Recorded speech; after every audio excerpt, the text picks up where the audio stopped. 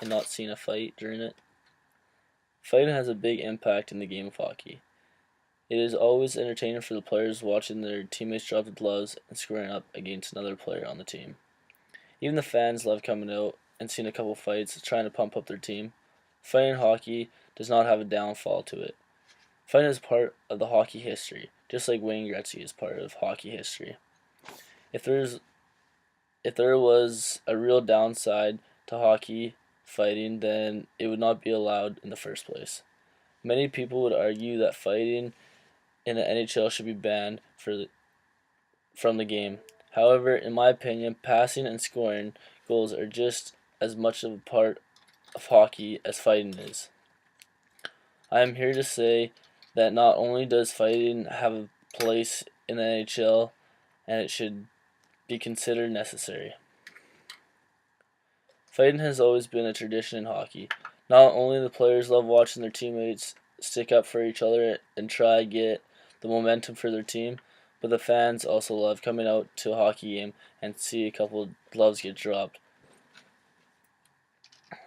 A big reason for fights to start in hockey is because of dirty plays that happen. When there is a hit from behind or a cheap shot of a player, which is usually happens to the star on the team,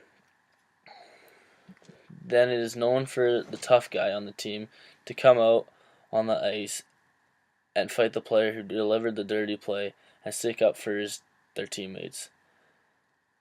As the role of fighting has diminished, the level of respect has diminished. And now you see more guys getting run from behind and more headshots. The second reason fighting happens in hockey is when the teammate has or is losing or has no momentum in the game. But when the team has or is losing momentum in the game, they usually send out their tough guy to get into a fight, and that really fires up the rest of their teammates. Even if the player loses the fight, it will still fire up the teammates that have no momentum. Another reason is if the players are calling each other some inappropriate names. We all know in every sport, but mainly in hockey, players love to chirp each other and try to get in other players' heads. That causes people to get fired up, and then they do not think before they speak, and something bad comes out of their mouth that shouldn't have. Lastly, the fans love watching the players fight.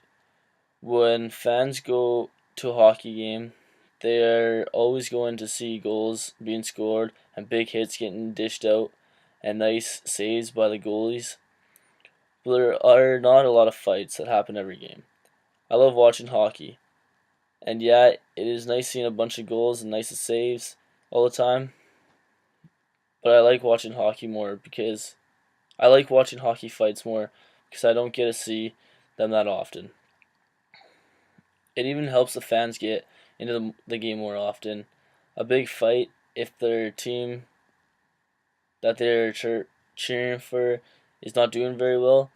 In 2010, 2011, there was 1,230 games played, 645 fights, about 0.52 fights per game, and 548 games with fights in them.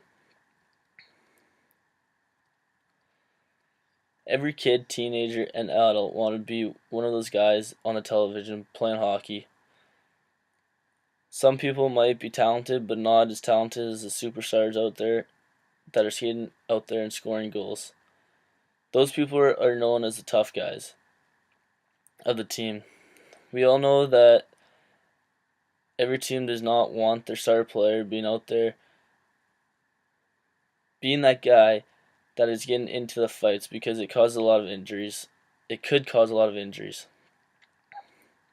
That is why every team usually has at least one player on the team that is just strictly a fighter. Derek Bugard, an NHL dream, rested on his fists. And he knew that if he'd ever be able to crack the pros that he would have to be beating people up.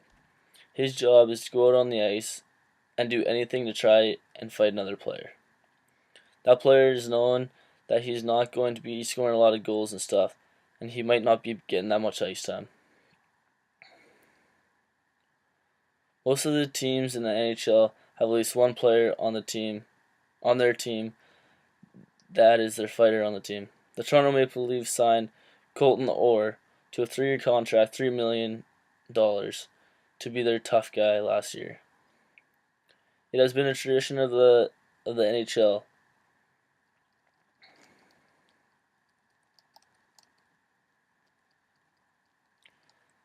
There are many risks that are being taken from hockey fighting.